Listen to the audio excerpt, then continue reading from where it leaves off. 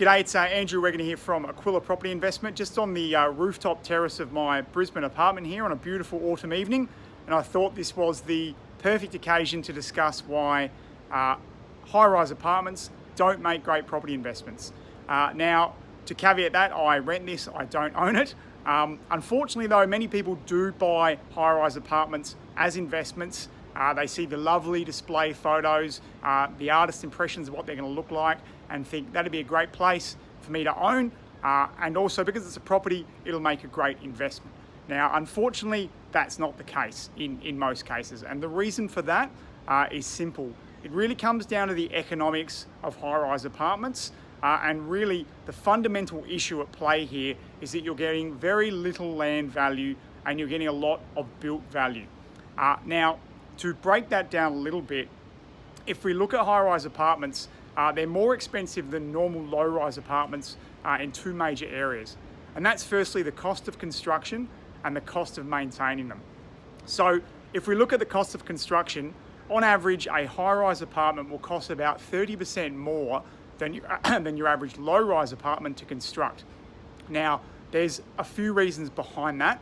Firstly, a high-rise apartment is more expensive to build because it needs to be more structurally sound, it's taller, it also needs to be fireproof, and it's got a whole range of other things that it requires to function that a house or a low-rise apartment doesn't need.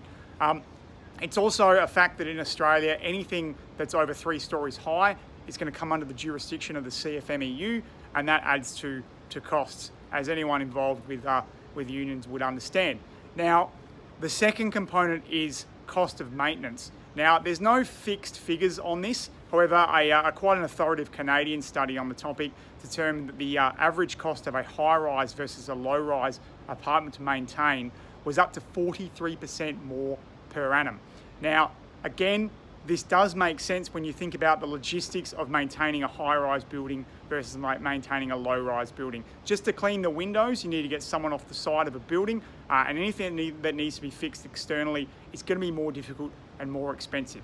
There's also a lot more working parts that need to be maintained, and this is going to add to your cost over time. So given that the cost of construction is higher and the cost of maintenance is higher, you're going to need a lot higher rent to cover off on those extra costs. And unfortunately, high-rise apartments don't really deliver in this sense. So rental costs don't usually cover the extra costs in construction and maintenance that come with a high-rise apartment. The second issue we have is long-term capital growth. Now, if you think about a high-rise apartment, it looks great when it's new. Look at some that are 20 years old. See how they look relative to the new apartments being built now. They don't look anywhere near as nice, they don't stack up, and they're not as attractive to owners, and they're not as attractive to renters. And that's going to be your problem 20 years time after buying a high-rise apartment. If we look at it 40 years down the track, and that is the actual functional life of a building, certainly according to the tax office, you're going to be in a situation where you own a unit and you own a very small component of the land underneath it. Now, high-rise apartments are usually in good locations, which mean the land value is likely to have increased, but you've only gotten a very small percentage of that increase. And 40 years down the track, your building is going to be going down the path of functional obsolescence. It's going to be nowhere near as attractive as a new build, and it's going to become increasingly expensive to maintain.